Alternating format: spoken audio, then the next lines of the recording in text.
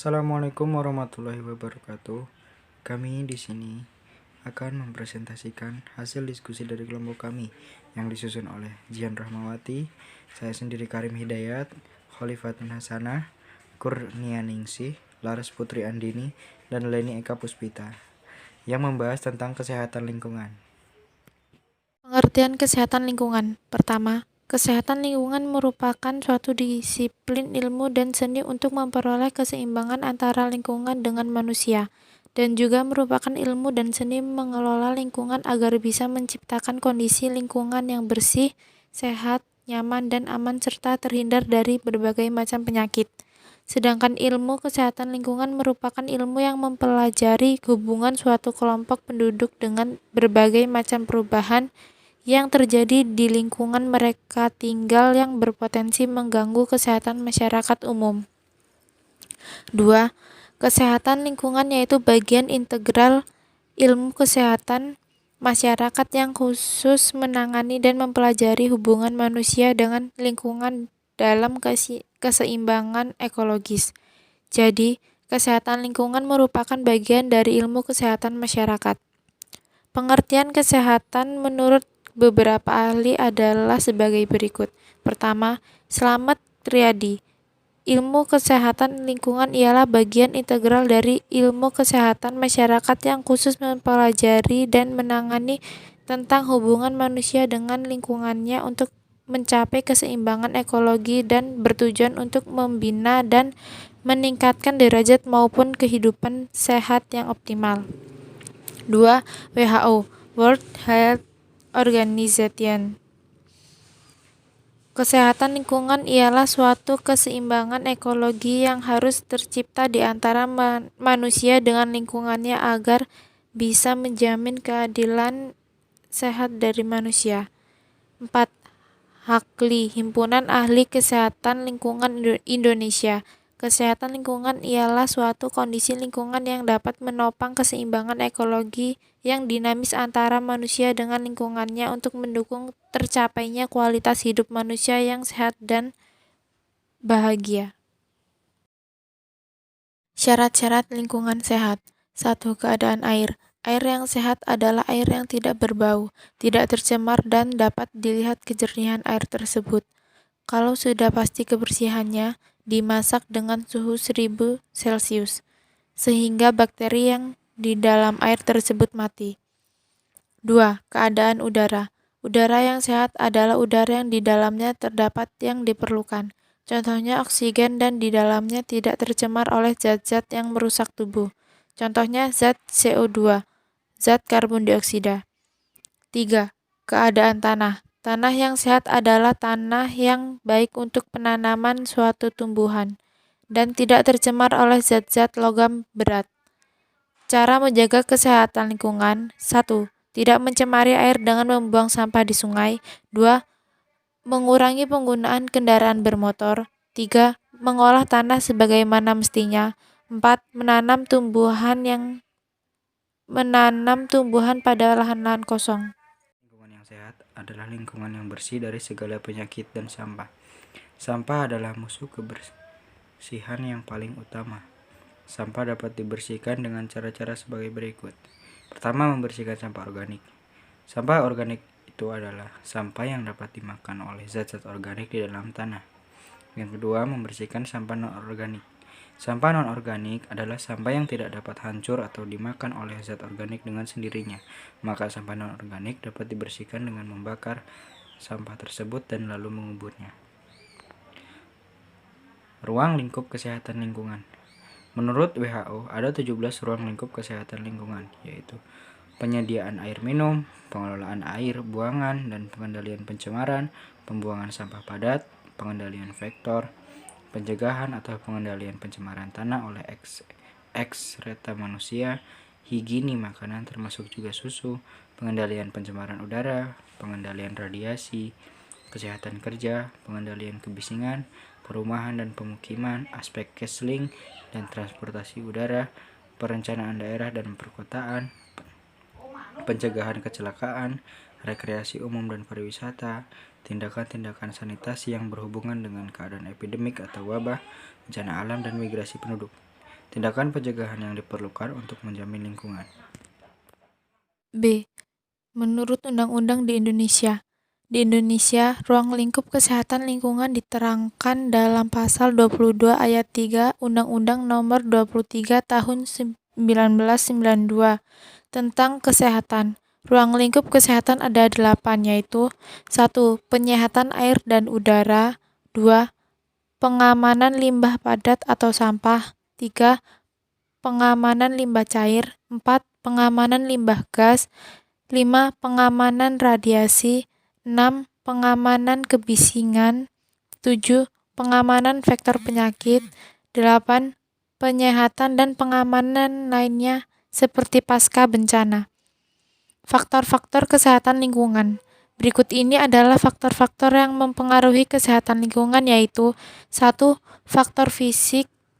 Faktor fisik berupa biotik dan abiotik, di mana faktor tersebut berperan penting bagi masyarakat dalam memperhatikan di mana tempat tinggal mereka akan dibangun. 2. Faktor sosial. Faktor sosial berupa tingkah laku, kepandaian, adat istiadat, di mana faktor tersebut berperan dalam hubungan masyarakat dan lingkungannya. Misalnya masyarakat yang tinggal di kawasan rawan gempa, maka rumah yang mereka bangun di kawasan tersebut harus dibuat dari bahan-bahan yang ringan namun kokoh. Di samping itu, masyarakat juga berupaya untuk menciptakan lingkungan yang sehat dengan usaha-usaha tertentu. 3. Faktor ekonomi.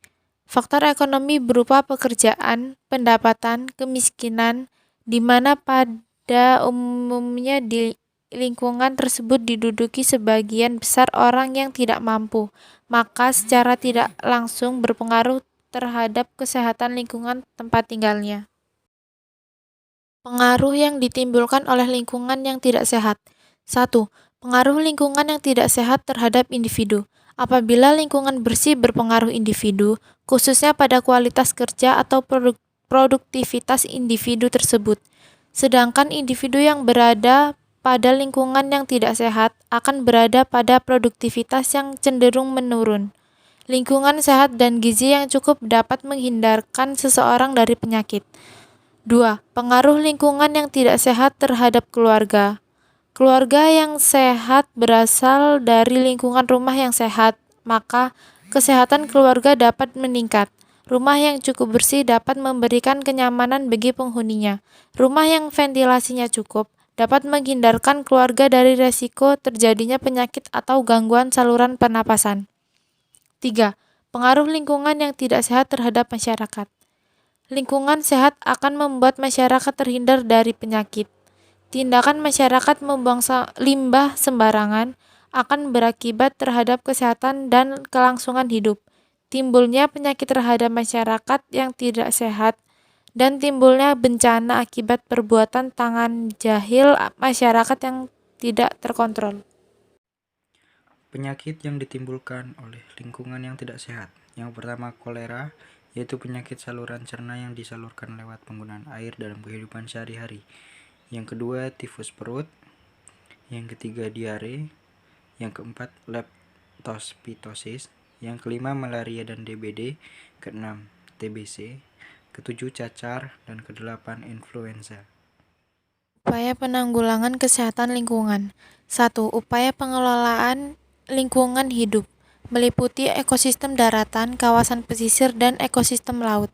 2. Upaya pengelolaan lingkungan buatan meliputi pengendalian pencemaran yang berkaitan dengan perlindungan air, tanah, udara, dan pengelolaan limbah. 3.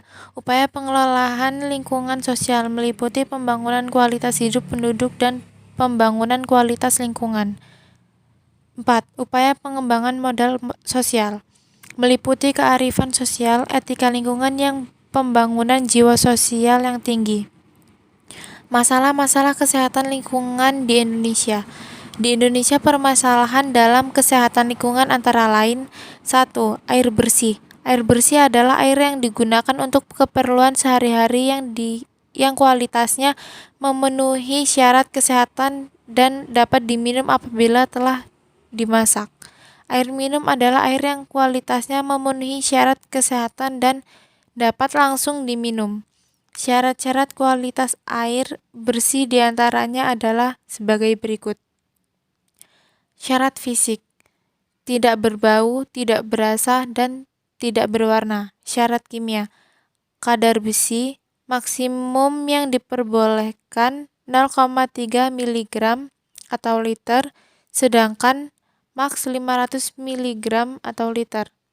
Syarat mikrobiologis: coliform tinja atau total coliform, maks 0/100 ml air.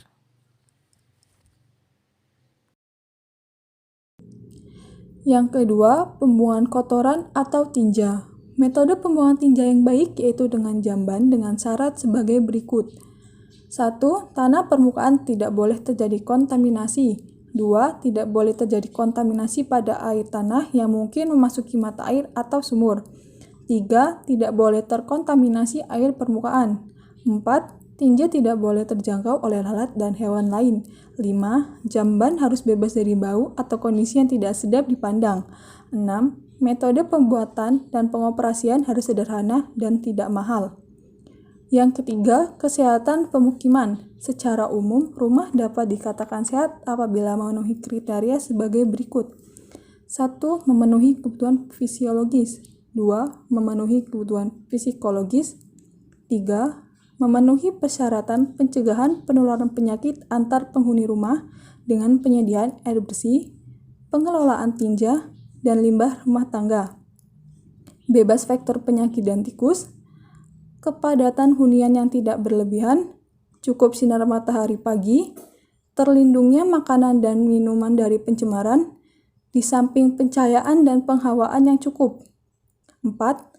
Memenuhi persyaratan pencegahan terjadinya kecelakaan, baik yang timbul karena keadaan luar maupun dalam rumah. Keempat, pembuangan sampah. Teknik pembuangan sampah yang baik dan benar harus memperhatikan unsur-unsur yaitu penimbunan sampah, penyimpanan sampah, pengumpulan dan pengolahan sampah, pengangkutan sampah, pembuangan sampah. Kelima, serangga dan binatang pengganggu. Serangga sebagai reservoir habitat dan survival disebut sebagai vektor, misalnya nyamuk Anopheles sp untuk penyakit malaria, nyamuk Aedes sp untuk demam berdarah atau DBD, culex sp untuk penyakit gigi gajah. Penanggulan dari penyakit tersebut dapat dilakukan dengan cara yaitu kelambu yang dicelupkan dengan pestisida untuk mencegah gigitan nyamuk. Gerakan 3M yaitu menguras, mengubur, dan menutup. Penggunaan kasa pada lubang angin di rumah dengan pestisida. Binatang pengganggu yang dapat menularkan penyakit, misal anjing menularkan penyakit rabies, tikus dapat menyebabkan penyakit leptospirosis dari kencing yang dikeluarkan. 6. Makanan dan minuman. Sasaran higienis makanan dan minuman ada di restoran, makanan, rumah makan, dan jasa boga. Persyaratan makanan higienis yaitu persyaratan lokasi dan bangunan, fasilitas sanitasi, dapur atau rumah makan, bahan makanan, pengolahan makanan, penyimpanan bahan makanan, peralatan yang digunakan, dan pencemaran lingkungan. Baik, sekian dari kelompok kami. Wassalamualaikum warahmatullahi wabarakatuh.